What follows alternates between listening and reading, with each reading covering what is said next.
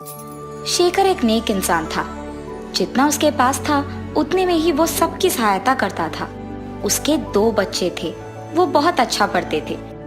एक दिन पड़ोसी गांव के बच्चों के स्कूल देखने के लिए वो निकलता है। बस स्टैंड पे बस का इंतजार करता है। बस आता है और वहां के सारे लोग उसमें चढ़ जाते हैं। सभी खुशी से बात करते रहते हैं।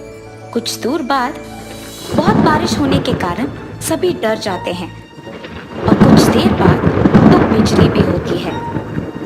तेज हवा के कारण बस आगे नहीं जा पाती है, इसीलिए ड्राइवर बस को वहीं रोक देता है। बस में मौजूद एक पंडित ऐसे कहता है, ऊपर भगवान बहुत क्रोधित हैं।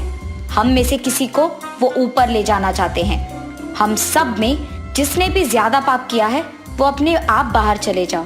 तुम्हारे कारण कम से कम बाकी लोग खुश रह पाएंगे, वरना सभी मर जाएंगे। दूर में एक पेड़ है। उस बस से एक के बाद एक उतरकर उस पेड़ के पास जाते हैं और जिसने भी सबसे ज्यादा पाप किए हैं उन्हें भगवान ऊपर ले जाएगा। सबसे पहले वहां के पंडित उस पेड़ के पास जाता है। पेड़ के नीचे जाकर भगवान को प्रार्थना करता है कि उसे कोई हानि नहीं पहुंचना चाहिए, उसे कुछ नहीं होता है। उसके बाद ड्राइवर वहां जाता है और ऐसे सभी वहां जाते हैं। सभी को सिर्फ एक आदमी पे शक है और वो है शेखर। बस में मौजूद सभी उस पेड़ के पास जा चुके थे सिवाय शेखर के, और सभी उसे बहुत गुस्से से घूरते हैं, उसे भला बुरा कहते हैं। लेकिन शेखर मन ही मन में बहुत दुख होता है कि अगर वो मर गया तो उसके बच्चों का क्या होगा। आखिर में और कोई चारा ना होने के कारण वो भी उस पेड़ के पास जाता है और सोचता है कि उसके कारण कम से कम बाकी लोग तो बच जाएंगे, और वो उस पेड़ तक पहुंचता है। हे भगवान, मुझे ले जा रहे हो ठीक है, मगर मेरे बच्चों का अनाथ मत करना, तुम ही को उनका ख्याल रखना होगा। ऐसे प्रार्थना करके उसकी आंखें बंद कर देता है और तुरंत आसमान से जोर जोर की आवाजें आती हैं, बिजलियां गिरती हैं और उसमें से एक बिजली उस बस पे गिर जाती है। सभी मर जाते हैं। अब तक उस बस में सभी का बचने का कारण सिर्फ शेखर था। उसके ही अच्छाई, ईमानदारी और सहायता करने की गुणों के कारण उस बस में किसी को कुछ नहीं हुआ था। जब शेखर उस बस से उतर गया, बाकी सारे लोग मर जाते हैं। हमारे एक अच्छे काम से बाकी के 10 लोगों का भला होना, शायद इसी को कहते हैं।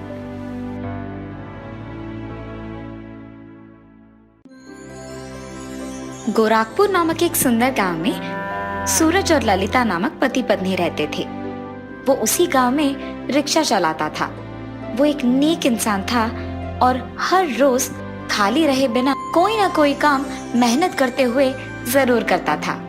एक दिन सुबह वो जल्दी उठ के रिक्शा चलाते हुए रिक्शा स्टैंड के पास जाता है। स्टैंड पे अपने रिक्शा को लगा के वो कोई ग्राहक का इंतजार करते रहता है। इतने में एक आदमी रिक्शा स्टैंड के पास आता है। सुनिए, बस स्टैंड के पास आएंगे आप? जी हाँ, मैं आऊंगा, रिक्शा में बैठिए साहब। उस आदमी को बैठा के वो रिक्शा चलाते हुए बस स्टैंड के पास जाता है। ऐसे ही मुझे हर रोज बिना खाली रहे रिक्शा चलाते रहना चाहिए, तभी मैं ज्यादा पैसे कमा पाऊंगा। ऐसे सोचते हुए वो रिक्शा को बस स्टैंड के पास जाकर रोकता है। ग्राहक रिक्शा का पैसे देकर वहां से चले जाता है। ऐसे वो उस दिन मेहनत करके रिक्शा चला के शाम के समय पे रिक्शा के स्टैंड के पास जाकर रिक्शा को वहां लगा के वही आराम करने लगता है। इतने में एक औरत रिक्शा स्टैंड में किसी और के पास जाकर कहती है, सुनिए, अभी मेरे पास पैसे नहीं हैं, पर मैं आपको कल पैसे पक्का दे दूंगी। मेरा इस गांव के स्वामी जी के पास जाना बहुत जरूरी है, कृपया मुझे उनके पास ले जाइए। अरे मेम साहब, आप तो कह रही हैं कि आपके पास पैसे नहीं हैं। इस रात के समय में मैं आपको कहीं नहीं लेके जा सकता। जाइए मेम साहब, चले जाइए। उस आदमी का गुस्से में ये समाधान देते हुए सुनकर वो औरत वहां से दूर जाकर दुखी हो जाती है। रिक्शा में बैठकर आराम कर रहे सूरज ये सब सुनकर रिक्शा लेकर उस औरत के पास जाता है। मेम साहब, मैंने सुना कि आपने उस आदमी से रिक्शा के लिए पूछा है। आपके पास पैसे नहीं है तो आप दुखी मत होना, मैं आपको वहां लेके जा सकता हूँ। सच्ची? सुनिए, मैं आपको आपके पैसे कल पक्का से लौटा दूंगी। अरे अगर आप पैसे नहीं भी दिए तो चलेगा, बहुत देर हो रही है मेम साहब, आप जल्दी बैठ जाइए ना, मैं आपको वहां लेके जाऊंगा। सूरज के ये कहने पर वो औरत खुशी से उसके रिक्शा में बैठ जाती है। सूरज रिक्शा को बहुत तेजी से चलाते हुए उस औरत को स्वामी जी के पास पहुंचा देता है। ये जानकर कि मेरे पास पैसे नहीं हैं, आपने मेरी मदद की है और इसके लिए मैं आपका बहुत शुक्रगुजार हूँ। अरे मेम साहब कोई नहीं, आप बस ध्यान से चले जाइए। ये कह के देर रात होने के कारण वो रिक्शा को चलाते हुए वहां से चले जाता है। ऐसे ही सूरज हर रोज बहुत मेहनत करते हुए सुबह से रात तक काम करता था। ऐसे बहुत दिन बीत जाते हैं। एक रात को जब सूरज उसका रिक्शा चलाते हुए उसके घर जा रहा था तो बीच रास्ते में उसे एक औरत खड़ी हुई नजर आती है। वो उसका रिक्शा रोकती है। सुनिए, मुझे इस गांव में मौजूद स्वामी जी के पास जल्दी जाना होगा। आज अगर मैं उनके पास नहीं गई तो कभी नहीं जा पाऊंगी। ठीक है मेम साहब, मैं आपको उनके पास ले जा सकूंगा। सूरज के ऐसे कहने पर वो औरत उसका रिक्शा चढ़ जाती है। तब सूरज रिक्शा को चलाकर स्वामी जी के आश्रम पे रिक्शा को रोकता है। मेम साहब, आपको यही उतरना था। जी शुक्रिया। ये कह के वो रिक्शा उतरकर चले जाती है। इतने में सूरज कहता है, मेम साहब आपने तो मुझे पैसे ही नहीं दिया। पैसे? अरे रे, मेरे पास तो अभी पैसे नहीं हैं। ठीक है मेम साहब, अभी तो आपके पास पैसे नहीं है ना, जब आपके पास पैसे होंगे तो मुझे जरूर लौटा दीजिएगा। ये कहने के बाद वो रिक्शा चलाते हुए वहां से चले जाता है। मुझे सबसे पहले उस स्वामी जी से मिलना होगा। और ऐसे वो औरत तुरंत उस स्वामी जी के पास चली जाती है। स्वामी जी, आपके बारे में मैंने किसी और से सुना है, इसीलिए मैं आपके पास आई। मैं एक देवदूत हूँ और मुझे श्राप लगने के कारण मुझे ऐसे साधारण मनुष्य बन के रहना पड़ गया। अगर आज मैंने अपना पुराना रूप नहीं पाया तो मुझे हमेशा की तरह देवदूत नहीं बल्कि साधारण मनुष्य बन के रहना होगा। कृपया मेरी मदद कीजिए और इस श्राप से मुझे विमुक्त कीजिए।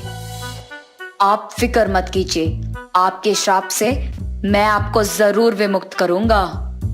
ये कह के वो स्वामी जी उनके पास मौजूद माया जल को उस औरत पे फुहारता है और तुरंत वो औरत एक देवदूत के रूप में बदल जाती है। स्वामी जी की मदद से अपना पूर्व रूप पाने पर वो स्वामी जी का शुक्रिया अदा करके वहां से चली जाती है। मेरे पास पैसे ना होने के कारण मैंने उस रिक्शा वाले को पैसे नहीं दिए हैं, पर उसी के कारण मैं सही समय पे यहाँ आ पाई हूँ। कुछ भी करके उस आदमी का मदद करना होगा मुझे। ये सोचते हुए वो देवदूत रिक्शा को इधर उधर ढूंढती रहती है। इतने में वही एक और देवदूत को देख वो उसके पास जाती है। बहन, तुम भी मेरे ही तरह स्वामी जी के पास आओगी ये मुझे पता था, इसीलिए मैं तुम्हारी इंतजार कर रही थी। दीदी, क्या तुम भी इस स्वामी जी से अपनी श्राप का विमुक्त के लिए आई हो? हाँ बहन, सही समय में मुझे एक ऑटो रिक्शा वाले ने यहाँ स्वामी जी के पास पहुंचाया, इसीलिए मैं श्राप से विमुक्त पाई हूँ। लेकिन मेरे पास उस रिक्शा वाले को देने के लिए पैसे भी नहीं थे। मुझे कुछ भी करके उस रिक्शा वाले का कोई मदद करना होगा, इसीलिए उसको ढूंढ रही हूँ मैं। दीदी, ठीक तुम्हारे ही तरह मुझे भी एक रिक्शा वाले ने यहाँ तक पहुँचाया, इसीलिए मैं अपनी पुरानी रूप को पाई हूँ, लेकिन मैं उस रिक्शा वाले के बारे में भूल गई। बहन, चलो देखते हैं कि हम दोनों को जिसने मदद किया वो शायद एक ही आदमी हो। ये फैसला करके वो दोनों देवदूत उस रिक्शा वाले को ढूंढते हुए उसके रिक्शा के सामने प्रकट होते हैं। सूरज उसके सामने दो देवदूतों को देख आश्चर्यचकित हो जाता है। अरे कौन है आप मेरे रिक्शा के सामने क्यों आए हैं?